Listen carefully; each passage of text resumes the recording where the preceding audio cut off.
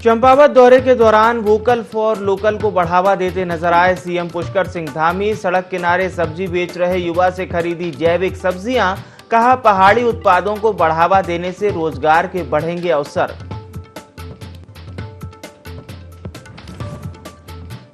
केंद्रीय शहरी कार्य मंत्री हरदीप सिंह पुरी से मिले शहरी विकास मंत्री प्रेमचंद अग्रवाल। देहरादून में मेट्रो न्यू परिजनों की डीपीआर को स्वीकृति देने के संबंध में की बातचीत।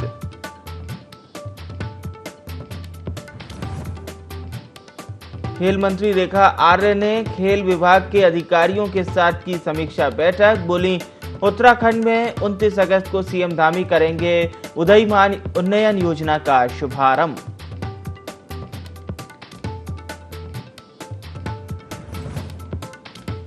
पूर्व सैनिकों की समस्याओं के समाधान के लिए कुमाऊं में आउटरीच कार्यक्रम का शुभारंभ। केंद्रीय रक्षा राज्य मंत्री अजय भट्ट कार्यक्रम में हुए शामिल। कहा, देश के विकास में सैनिकों का अहम रोल।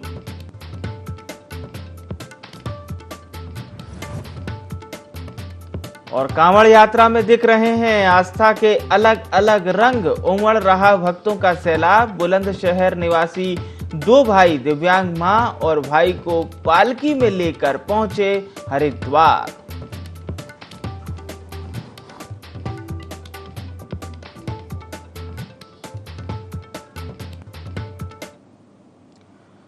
नमस्कार, देवभूमि लाइव में आप सभी का बहुत स्वागत है। मैं हूं विवेक पांडे, आपके साथ खबरें उत्तराखंड की। और बड़ी खबर देहरादून से लेंगे। आज से प्रिकॉशन डोज की शुरुआत की जा रही है। सरकार ने इसके लिए खासे इंतजाम कर लिए हैं। तो आज से निःशुल्क कोविड की प्रिकॉशन डोज लगाई जाएगी। 18 से 59 साल वाले जो लोग हैं वो प्रिकॉशन डोज लगवा सकेंगे। प्रिकॉशन डोज लगवाने किसी भी प्रकार का कोई शुल्क नहीं देना होगा, यानी कि पूरी तरह से फ्री रहेगी।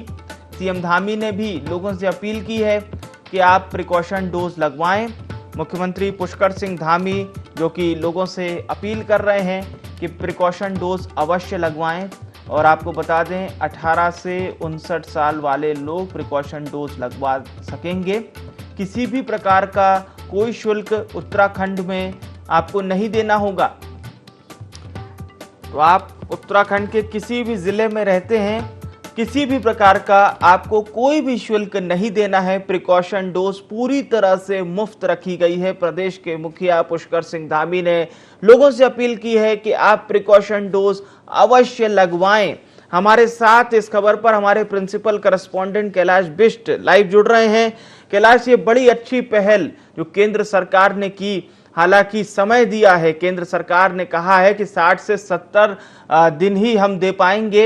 इस बीच में आप प्रिकॉशन डोज अवश्य लगवा लीजिए। और अब जो सकारात्मक परिणाम राज्यों में देखने को मिल रहा है, मतलब उत्तराखंड, तो मुझे ऐसा लग रहा है कि बहुत जल्दी उत्तराखंड ने शुरुआत की है, क्योंकि अभी कई राज्य हैं जो 1 दिन 2 दिन 3 दिन बाद करेंगे। बहरहाल उत्तराखंड बाजी मारता हुआ नजर आ रहा है शुरुआत में। बिल्कुल विवेक, देखिए वाकई एक अच्छी पहल केंद्र द्वारा की गई थी और उसके बाद मुख्यमंत्री पुष्कर सिंह धामी ने ये पहल की है। और आज प्रिकॉशंस जो डोज यहाँ पर लगनी है उसका शुभारंभ आज होने जा रहा है। मुख्यमंत्री और जो स्वास्थ्य मंत्री डॉक्टर धन सिंह रावत है उनके द्वारा ये शुभारंभ किया जाएगा। और 18 से 59 साल के जो लोग हैं जिनको प्रिकॉशंस डोज नहीं लगी है, उन तमाम लोगों को ये डोज लगेगी। क्योंकि अगर उत्तराखंड के प्रतिशत की बात करूं तो अमूमन लोगों ने यहाँ पर जो कोविड की डोजें हैं वो लगवा ली है, लेकिन कुछ एक लोग ऐसे थे जिन्होंने डोज नहीं लगवाई थी। और अब सबसे बड़ी बात यह है कि सरकार ने साफ तौर पर यह कह दिया है कि पूरे प्रदेश में आप कहीं भी इन डोजों को लगवा सकते हैं और निःशुल्क तौर पर यह डोज लगेंगी। क्योंकि जब सरकारी अस्पतालों में डोज नहीं मिल रही थी तो लोगों को मजबूरन प्राइवेट अस्पतालों में जाकर डोज लगवानी पड़ रही थी, जिसकी जो रकम थी वो 386 रुपए यहाँ पर ली जा रही थी। लेकिन अब हाँ, इसे हम अच्छी पहल कह सकते हैं। और क्योंकि कोरोना अभी पूरी तरीके से खत्म नहीं हुआ है, ये समझने की जरूरत है। और कोरोना को देखते हुए, क्योंकि छुटपुट जो केसेस हैं वो अभी भी आजकल आ रहे हैं और 2-1 मरीजों की मौत भी यहाँ पर हुई है, तो जाहिर तौर पर सरकार बिल्कुल भी इसको हल्के में नहीं ले रही है। सरकार बड़ी ही गंभीर इस मामले को लेकर है। और सरकार और मुख्यमंत्री का साफ तौर पर यह कहना है कि जितने भी लोग इन डोजों से अभी तक डोज नहीं लगा पाए हैं वो तमाम लोग डोज लगवा लें। उसके लिए जो तमाम व्यवस्थाएं हैं सरकार द्वारा वो कर दी गई हैं।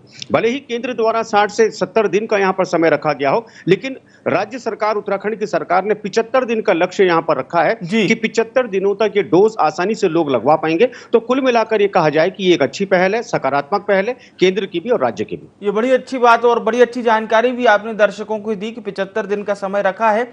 अब मैं एक महत्वपूर्ण बात जरूर करना चाहूंगा, क्योंकि हम जब उत्तराखंड की बात करते हैं तो दो रीजन में बेसिकली उत्तराखंड आता है, कुमाऊं और गढ़वाल में। तो क्या इस तरह से भी व्यवस्था की गई है कि जो दूरस्थ क्षेत्र हैं, पहाड़ी क्षेत्र हैं, क्योंकि जाहिर सी बात है मुख्यमंत्री पुष्कर सिंह धामी अगर कह रहे हैं प्रत्येक व्यक्ति से डोज लगवाइए, तो अगर हम मुख्यमंत्री पुष्कर सिंह धामी का विधानसभा क्षेत्र देखते हैं तो वहां पर भी कई ऐसी जगह काफी दूरस्थ हैं, पहाड़ी क्षेत्र है। तो क्या कुछ इंतजाम है स्वास्थ्य विभाग के, सरकार के? जी बिल्कुल, देखिए मैं आपको बता दूं कि जहां तक मुख्यमंत्री पुष्कर सिंह धामी का जो विधानसभा क्षेत्र है वो नेपाल सीमा से लगता हुआ क्षेत्र है, पहाड़ी वो जिला है। उसके अलावा अगर पूरे उत्तराखंड की बात करें, चाहे पिथौरागढ़ का सीमांत जिला हो या फिर चमोली के सीमांत जो इलाके हैं, वहां पर भी ये कोशिश की जा रही है सरकार द्वारा। क्योंकि भले ही विवेक देखिए अभी मानसून चल रहा है, कई जगह सड़कें टूटी हुई हैं, तो ये सब जगह डोज पहुंचाना मुनासिब नहीं है सरकार के लिए। लेकिन हाँ, उसके बावजूद भी सरकार ये कोशिश कर रही है कि जैसे ही जो संसाधन यहाँ पर जुटते हैं, जैसे ही सड़कें यहाँ पर दुरुस्त होती हैं या सड़क मार्ग खुलते हैं, तो फौरन तमाम इलाकों में डोजेज पहुंचाई जाएंगी, ताकि जो सुदूरवर्ती इलाके के जो लोग हैं, ग्रामीण इलाके अंचलों में जो लोग रह रहे हैं, उनको भी इसका भरपूर फायदा और लाभ मिल पाए। बिल्कुल बिल्कुल, और यही सरकार की मंशा भी है कि प्रत्येक व्यक्ति तक लाभ भी पहुंचाया जाए। मुख्यमंत्री पुष्कर सिंह धामी भी अपील कर रहे हैं और हम भी हमारे दर्शकों से कहना चाहते हैं कि यदि आपने प्रिकॉशन डोज नहीं लगवाया है तो प्लीज कृपया घरों से निकलिए, जाइए। सरकार मुफ्त में प्रिकॉशन डोज लगवा रही है। 18 से 59 साल के लोगों को मुफ्त प्रिकॉशन डोज सरकार लगा रही है। बने रहिएगा। कैलाश हमारे साथ एक और बड़ी खबर पे आपका रुख करते हैं, और अब बड़ी खबर एक बार फिर से देहरादून से मिल रही है। पूर्व आईएएस रामविलास यादव की पत्नी हैं, वो हाई कोर्ट पहुंची हैं। दरअसल रामविलास यादव पर जिस तरह से लगातार केस चल रहा है, आय से अधिक संपत्ति का मामला पहले से उनके ऊपर दर्ज है, लेकिन अब उनकी ओर से कोशिश ये की जा रही है कि किसी भी प्रकार से राहत मिले, अग्रिम जमानत मिले। याचिका दायर कर दी गई है गिरफ्तारी से बचने के लिए। कुसुम विलास यादव को गिरफ्तार करने की तैयारी में भी है विजिलेंस विभाग। 6 नोटिस देने के बाद भी विजिलेंस के सामने दरअसल ये पेश नहीं हुई थी, और रामविलास यादव का सारा हिसाब किताब ये रखती हैं। अहम बात ये है, इसीलिए विजिलेंस विभाग ये कोशिश कर रहा है कि इनसे न केवल तहकीकात हो बल्कि वो पूरी जानकारियां मिलें, जिस वजह से इतनी अकूत संपत्ति के मालिक बने।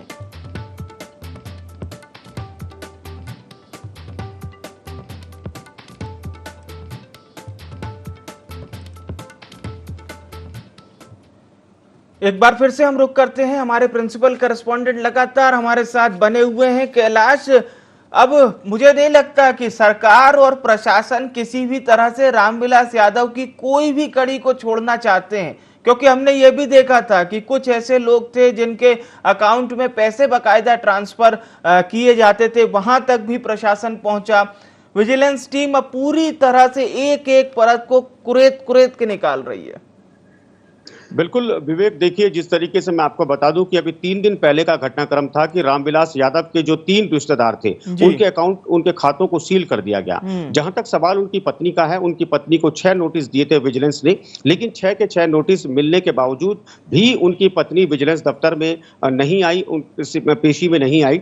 और अब उनकी पत्नी ने यहाँ पर जो हाईकोर्ट है, हाईकोर्ट में यहाँ पर हाईकोर्ट पहुंच चुकी है अपनी जमानत याचिका को लेकर, और आज इस पर फैसला होना है। लेकिन सबसे बड़ी बात यह है कि जब रामविलास यादव से पूछताछ हुई थी तो रामविलास यादव ने एक बात साफ कही थी कि उनके जितने भी खाते हैं, उन खातों की पूरी जानकारी उनकी पत्नी के पास रहती है। इसीलिए रडार पर उनकी पत्नी भी आई। हालांकि रडार पर तो पूरी फैमिली है, तमाम यहाँ पर जो उनके जितने खास जो रिश्तेदार हैं वो थे, लेकिन इसीलिए उनकी पत्नी को लगातार नोटिस भेजा गया। और अब जब नोटिस यहाँ पर नोटिसों का कोई जवाब उनकी पत्नी ने नहीं दिया, तो विजिलेंस इसी फिराक में है कि किसी न किसी तरीके से उनकी गिरफ्तारी की जाए। लेकिन हाँ, उससे पहले ही वो यहाँ पर कोर्ट पहुंच चुकी हैं, और आज जो फैसला आएगा वो तो माननीय न्यायालय पर यहाँ पर डिपेंड करता है। लेकिन हाँ, कोशिश यही रहेगी, अगर विजिलेंस की गिरफ्त में आती है कोर्ट, अगर विजिलेंस के हक में यहाँ पर कोई फैसला देता है, तो जाहिर सी बात है कि कई ऐसे राज होंगे जो राज दफन है उनकी उनके दिल में यहाँ पर छुपे हुए होंगे, वो आज राज बाहर निकल कर आ सकते हैं जब भी ये फैसला आता है। और जी। जिस तरीके से रामविलास यादव की बात करें, पूर्व आईएएस हैं और भ्रष्ट आईएएस हैं, क्योंकि भ्रष्ट बिल्कुल, बिल्कुल। शब्द का इस्तेमाल इसलिए करेंगे कि 550% आय से अधिक का मामला हुँ, उन पर दर्ज है, चाहे हुँ, लखनऊ हो, चाहे उत्तराखंड हो। कई ऐसे मामले हैं, कई हुँ, ऐसी प्रॉपर्टीज है जिन प्रॉपर्टीज की जानकारी हुँ, विजिलेंस को मिली थी कागजों के माध्यम से। तो हुँ। जाहिर तौर पर उनकी पत्नी अगर गिरफ्त में आती है तो कहीं ना कहीं जो राज जो दबे हुए हैं वो बाहर निकलेंगे। विवेक। एक अहम सवाल ये भी पूछना चाहूंगा कि रामविलास यादव की पत्नी तो अब पहुंची हैं गिरफ्तारी से बचने के लिए। क्या विजिलेंस टीम की ओर से, सरकार की ओर से सरकारी वकील भी रोक के लिए माननीय जो आप बता रहे हैं कि उच्च न्यायालय को कह सकते हैं क्या, न्यायाधीश को? जी। बिल्कुल, देखिए सरकार भी अब इसमें अपना पक्ष रखेगी, खासतौर पर विजिलेंस की अगर मैं बात करूं, क्योंकि हाँ, विजिलेंस ही इस पूरे मामले को तहकीकात कर रहा है, डील कर रहा है। तो हाँ। जाहिर तौर पर ये कोशिश विजिलेंस विभाग की होगी कि विजिलेंस अपनी दलील यहां पर रखेगा, क्योंकि विजिलेंस की ये दलील होगी कि बिल्कुल। ये मुख्य यहां पर विक्टिम हो सकती हम्म, हैं, तो जाहिर तौर पर इनसे पूछताछ बहुत जरूरी है। और हम्म, यही वो दलील होगी जो कोर्ट में पेश की जाएगी विजिलेंस की ओर से। और जब अगर दलीलें सही पाई जाती हैं तो जाहिर तौर पर माननीय न्यायालय द्वारा ये फैसला देने में कोई गुरेज नहीं यहाँ पर होगा कि विजिलेंस के हक में आप फैसला यहाँ पर दे दीजिए। और हम्म। फैसला अगर आता है तो जाहिर सी बात है कि पूछताछ होगी, और पूछताछ के बाद दूध का दूध और पानी का पानी साफ हो पाए। बिल्कुल, बिल्कुल, पूछताछ के बाद ही क्लियर हो पाएगा कि आखिर और कितनी संपत्ति है, पूरा क्लेरिफिकेशन होगा। बिल्कुल, बहुत-बहुत धन्यवाद आपका तमाम खबरों पर दर्शकों तक जानकारी पहुंचाने के लिए। मुख्यमंत्री पुष्कर सिंह धामी चंपावत दौरे पर रहे, जहां उन्होंने जनता का आभार माना और साथ ही साथ कहा कि जिस तरह से उन्हें जनता का प्यार मिला है और सेवा करने का आशीर्वाद प्राप्त हुआ है, वे हमेशा से आम जनता के बीच रहकर यहाँ की सेवा करते रहेंगे। इस दौरान उन्होंने यहाँ लोगों की समस्याएं सुनी, साथ ही समस्याओं के तत्काल समाधान के लिए संबंधित अधिकारियों को भी निर्देश दिए। इसके साथ ही साथ उन्होंने कहा कि जन समस्याओं की समय समय पर नियमित रूप से सुनवाई की जाएगी। लोगों को जो परेशानियां हो रही हैं, उनकी शिकायतों का जल्द से जल्द निराकरण किया जाएगा।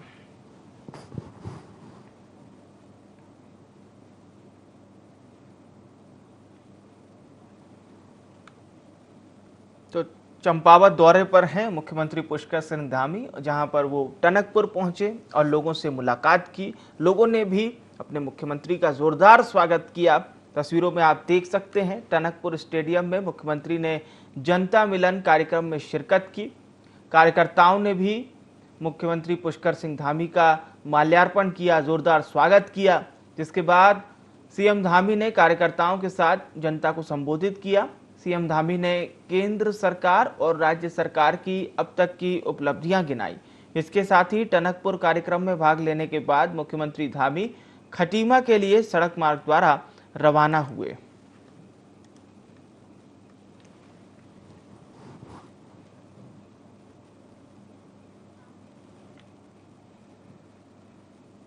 मुख्यमंत्री पुष्कर सिंह धामी लोहाघाट से जब टनकपुर जा रहे थे, इस दौरान एक बेमिसाल तस्वीर भी देखने को मिली। मुख्यमंत्री पुष्कर सिंह धामी का काफिला दरअसल गुजर रहा था। इसी दौरान एनएच के किनारे जैविक पहाड़ी सब्जी बेचने वाले खूना बोहरा ग्राम सभा के बुलाई तोक के युवा फतेह सिंह बोहरा की दुकान पर उन्होंने अपना काफिला रुकवा लिया और प्रधानमंत्री नरेंद्र मोदी के जो नारा है उनका, वोकल फॉर लोकल, को बढ़ावा देने के लिए फतेह सिंह बोहरा से पहाड़ी जैविक सब्जियों को अपने घर के लिए खरीदा। सीएम धामी ने फतेह सिंह की पीठ थपथपाते हुए कहा कि ऐसे कर्मठ युवाओं की प्रदेश को जरूरत है, जो उत्तराखंड के पहाड़ी उत्पादों को बढ़ावा देने के साथ साथ अपने लिए और दूसरों के लिए भी रोजगार प्राप्त करते हैं। ऐसे युवा ही अन्य युवाओं के प्रेरणा स्रोत होते हैं। सीएम धामी ने आगे कहा कि पहाड़ी क्षेत्र के उत्पादों को बढ़ावा देने और रोजगार प्राप्त करने के लिए हर क्षेत्र में ऐसे युवाओं को आगे आना चाहिए। सरकार ऐसे युवाओं की भरपूर मदद करेगी। आपको बता दें, फतेह सिंह बोहरा अपने खेत में उगाई जैविक सब्जियों और फलों को एनएच के किनारे दुकान लगाकर बेचते हैं।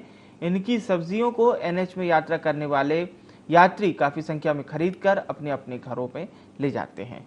वहीं अपनी दुकान से सीएम धामी के द्वारा सब्जी खरीदने पर फतेह सिंह बोहरा काफी खुश दिखाई दिए।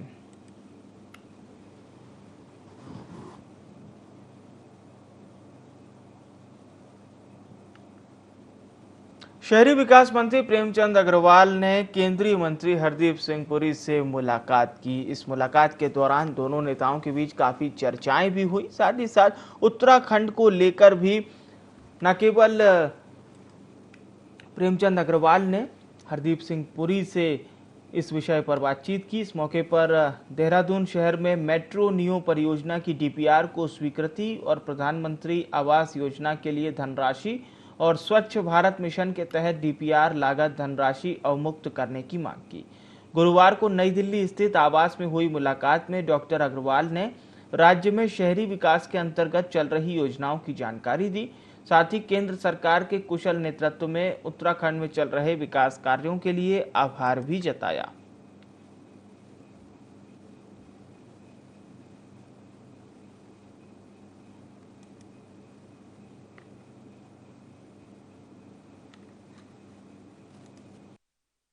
केंद्रीय आवासन एवं शहरी विकास मंत्री माननीय हरदीप पुरी जी से आज भेंट मेरी हुई है।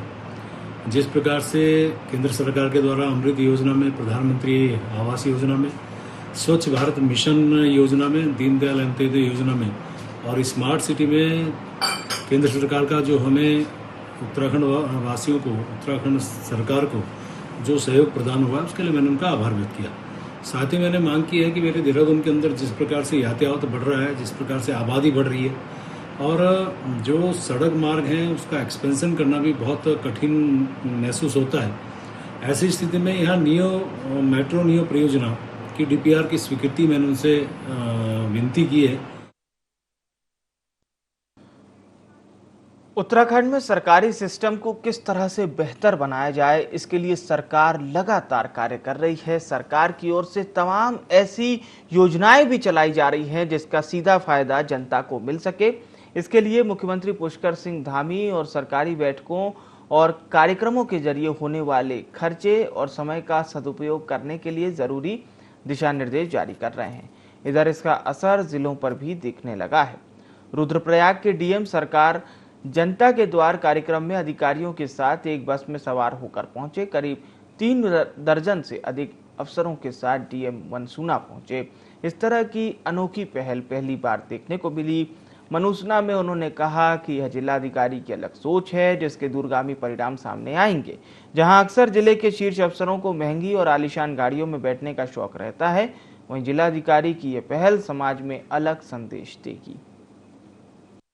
देखिए, जैसा कि राज्य सरकार की योजना भी है सरकार आपके द्वार, इसमें सुदूर क्षेत्रों में हम कैंप लगाते हैं, शिविर लगाते हैं। तो उसमें हम देखते हैं कि जनरली 30 से 35 अधिकारी पहुंचते हैं, उसमें अपने अपने व्हीकल से पहुंचते हैं और उससे समय और तेल और खर्चा भी ज़्यादा होता है। तो हमने सोचा कि क्यों ना सभी अधिकारियों को एक साथ एक बस में लेके शिविर लगाया जाए और शिविर में पहुँचा जाए। इससे एक तो कॉस्ट कटिंग तो होगी, साथ में जो डिपार्टमेंट से कोऑर्डिनेशन होगा, जो आपस में कोहेजन होगा वो भी बेटर होगा और जो समस्याएं होती हैं जो काफ़ी इंटर डिपार्टमेंटल होती हैं वो डिस्कस करते हुए अगर लोग सफ़र करेंगे तो निश्चित तौर पे एक वन गवर्नमेंट की जो अप्रोच होती है इन द सेंस कि सरकार की सभी डिपार्टमेंट एक साथ मिलकर काम करें तो उसको भी बढ़ावा मिलेगा और एक मैसेज भी जाएगा कि सरकार के सभी अधिकारी उत्तरदायी हैं अपने अपने डिपार्टमेंट्स के लिए भी और पूरे ओवरऑल डेवलपमेंट के लिए। खेल मंत्री रेखा आर्या ने अपने विभाग के तमाम अधिकारियों के साथ एक समीक्षा बैठक की जिसमें विचार विमर्श किया गया। साथ ही साथ योजनाओं को लेकर मंथन भी किया गया। समीक्षा बैठक में खेल विभाग से संबंधित विभिन्न विषयों पर चर्चा और विमर्श हुआ। खेल मंत्री ने इस दौरान 29 अगस्त को मनाए जाने वाले खेल दिवस के ऊपर अधिकारियों के साथ विस्तृत चर्चा की। खेल मंत्री ने बताया है कि 29 अगस्त को खेल दिवस के मौके पर 8 से 14 साल तक के बच्चों के लिए सीएम धामी द्वारा मुख्यमंत्री उदीयमान उन्नयन योजना का शुभारंभ किया जाएगा। साथ ही 8 से 14 वर्ष तक के बच्चों को खेल छात्रवृत्ति भी प्रदान की जाएगी। तैयार कर पाए विभाग के अधिकारियों के साथ में 29 अगस्त को जो कि हमारा खेल दिवस है उस दिन हमारी एक महत्वपूर्ण योजना मुख्यमंत्री उदीयमान खिलाड़ी उन्नयन योजना का जो है वो शुभारंभ है, जहां 8 वर्ष से लेकर 14 वर्ष तक के जो हमारे बच्चे हैं उनको खेल छात्रवृत्ति देने की जो है वह उसकी शुरुआत की जाएगी। तो उस संदर्भ में जो है समीक्षा की गई है कि अभी तक हमने किस प्रकार से हमने इसको प्लान किया है और इसको जल्दी से जल्दी प्लान करना और इसको 29 तारीख तक उसको कार्यक्रम के स्वरूप में लेके आना और साथ साथ में भविष्य में उन बच्चों का जो कि इसमें सिलेक्शन हो चुका होगा उनके लिए आगे उनकी खेल की प्रतिभाएं बरकरार रहे, उसके लिए उनको हम क्या क्या अवसर प्रतियोगिताओं के रूप में हम उनको देने जा रहे हैं, उसको पूरी तरीके से प्रस्ताव बनाकर जो है लाने के निर्देश दिए हैं। कोरोना के कारण 2 साल से कांवड़ यात्रा पर मानो विराम लगा हुआ था, लेकिन संक्रमण कम होने के बाद अब एक बार फिर से कांवड़ यात्रा शुरू हो गई है। भक्तों में खासा उत्साह देखने को मिल रहा है। दूर दूर से भक्त हरिद्वार पहुंच रहे हैं। शिव भक्तों की आस्था और भोलेनाथ के जयकारों से हरिद्वार नगरी भी गूंज उठी है। यहाँ श्रवण कुमार की तरह 2 भाई अपनी मां और दिव्यांग भाई को लेकर पहुंचे। दोनों ने पैदल हरिद्वार से बुलंदशहर की 250 किलोमीटर की दूरी तय की। बुलंदशहर के रहने वाले 2 भाई अपने दिव्यांग भाई और मां को पालकी में बैठाकर कांवड़ यात्रा पर लाए हैं और कलयुग के इस दौर में सभी को सेवा का संदेश देते हुए नजर आ रहे हैं। जब मैं यहाँ पहली बार आया था कांवड़ लेने तो मैंने एक हरियाणा का लड़का देखा था लाता हुआ, अपने माँ बापा को नहा के ले जा रहा था वो, तो मुझ में भी फिर जुनून जागा। फिर मैंने भी सोचा कि क्यों ना मैं भी ऐसा ही करूं, जैसा उस भोले ने करा मैं भी ऐसा ही करूं। जैसे मैं भोले पहल की कांवड़ ले गया तो मैं सोच रहा कि और भी कोई ले जाए, लेकिन अभी तक तो कोई लेकर नहीं गया। भाई जी मैं उनको 7 कांवड़ लेके जा रहा हूँ। ठीक है जी, बोले हम हर की पैड़ी से उठाइए कांवड़, सीधे डिस्ट्रिक्ट बुलंदशहर लेके जा रहे हैं। जल 11 तारीख को उठाया था, अब हम 25 तारीख में पहुंचना बोले हमको। बोले परेशानी तो खैर थोड़ी बहुत आती है जब चलते हैं, तो बोले वजन करीब 130-132 के आसपास है। देहरादून में जिलाधिकारी डॉक्टर आर राजेश कुमार ने डेंगू और मलेरिया के नियंत्रण के लिए एक महत्वपूर्ण बैठक ली। तमाम अधिकारियों कर्मचारियों को निर्देश दिया गया कि किस तरह से आप डेंगू की रोकथाम के लिए कार्य कर सकते हैं। साथ ही साथ विभाग अधिकारियों की बैठक में डेंगू मलेरिया की रोकथाम के लिए जागरूकता टीम बनाने के अलावा QRT क्विक रिस्पांस टीम बनाने के निर्देश दिए, जिसमें स्वास्थ्य विभाग, आशा, आंगनबाड़ी समेत कई लोगों को शामिल करने को कहा। वहीं काम में लापरवाही बरतने वालों पर जुर्माने की चेतावनी भी दी है।